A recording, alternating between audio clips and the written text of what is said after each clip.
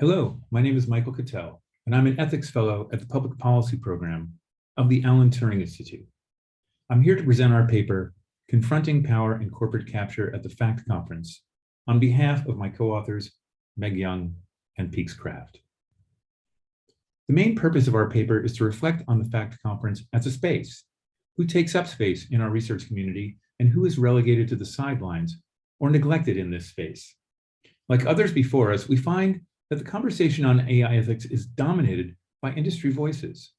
We draw lessons from fields like public health and medicine in exploring the relationship between industry funding and the scope of inquiry in an academic field. Namely, corporate capture of academic research creates silences in the research record. We then draw out the consequences of FAccT being used in this way, how it certifies companies' commitments the company's commitments to ethics by accepting and ratifying their work, and how it is missing an essential part of the conversation by neglecting activist and advocate perspectives on algorithmic harm. We aim to show how acceptance of conflicted research, like this paper by Wilson et al. Into the 2021 FAccT conference, has larger social and political consequences that require changes to the conference's institutional design. We trace this problem to the way that the conference spotlights corporate work instead of listening to accounts of harm where they occur. Second, given this need to change the conference's institutional design, we call on the FAccT community to, 1, lead on changes to funding, data collection, and disclosure. 2, to prioritize activist and advocate perspectives on algorithmic harm. And 3, to redesign the conference format to foster more dissensus and challenges to power, in contrast to the current model of the proceedings, which is acting to date as a seal of approval. As a field, computing research is deeply bound up with industry in a way that makes it easy to take for granted. We look to other fields like public health and medicine to get a better picture of what is at stake when industry is a key funder of academic research. Oreskes and Conway's groundbreaking 2010 book, Merchants of Doubt, examines how the tobacco industry shaped 20th century health science in its favor. The authors use the term the tobacco strategy to describe how decades of diffuse, non-directive funding support was nevertheless able to obfuscate evidence linking smoking to health problems. In particular, the industry directed funds to scientists whose agendas were non-threatening to industry objectives, such as research examining the link between heredity and cancer, rather than other causes. Industry lawyers cited these findings in turn as independent of evidence of uncertainty in the relationship between smoking and the onset of lung disease. Oreskes and Conway emphasize how 60 years of obfuscated science concealed harms from the public and, most critically, delayed regulatory action that would have saved lives. The biomedical field also evinces a strong relationship between industry funding relationships and the substance of research findings. Previously published review research about the impact of pharmaceutical company funding on clinical trials finds conclusive evidence that company sponsorship plays a significant role in the publication of results favorable to their sponsors' interests. While sponsored research is generally found to be methodologically rigorous, it's the selection, publication of biased, with the selective publication, biased interpretation, and other choices that taken together that produce results favoring the company's interests. An example of this evidence is this figure from a 2003 paper in the Journal of the American Medical Association, which compares the results of 8 systematic literature reviews, all of which find that conclusions of industry-sponsored research favored industry. A separate strand of work from Fred Moten and Stefano Harney also acknowledges the way that priorities of neoliberal university to pursue funding and privatization definitionally exclude people. They call the marginalized people who are excluded from this nexus of academic and private interests the undercommons, and underline that this is where the important work of dissent and creativity is already happening. In our own community, Meredith Whitaker previously diagnosed AI ethics with the problem of corporate capture. Anna Lauren Hoffman and Dan Green and others have found that technology problems diagnose AI ethics as technology problems, and then it has found that AI ethics diagnoses problems as technical problems to solve as a means of maintaining control over solutions.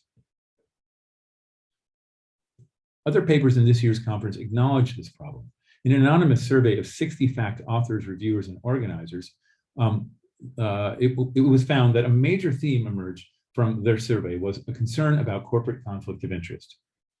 Here we have quotes from Laufer et al. One participant warned that the FACT community should be more careful in how researchers from big tech industry are assigned key positions in the conference.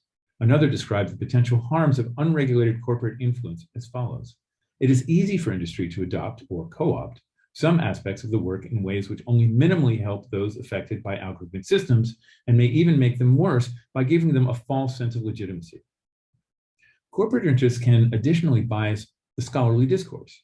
Quote, some questions are not asked or are difficult to ask within industrial research. This is a political bias. We found that the deep conflict of interest concerns, in fact, find expression in the acceptance of conflicted papers. In our paper, we look closely at a paper by Wilson et al. Accepted into last year's FACT conference, Building and Auditing Fair Algorithms, a case study in candidate screening.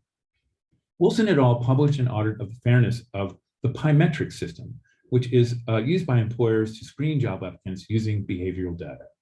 The paper describes its relationship to Pymetrics as arm's length, but Pymetrics funded the study, provided access to their system, and are listed as co-authors of the paper.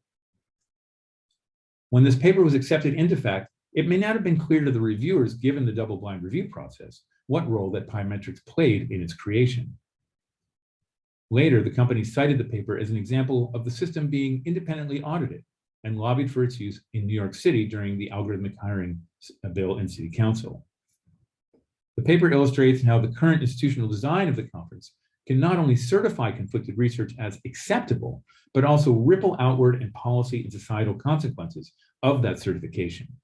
The political stakes of AI ethics work are very high, as a venue, FACT to date, has been ill-equipped to contend with these powerful interests, except to accommodate and legitimate existing forms of financial and institutional power. This problem is also evident in the way that data access, career opportunities, and the funds supporting both the conference and much of its research are contingent on our relationships with industry actors.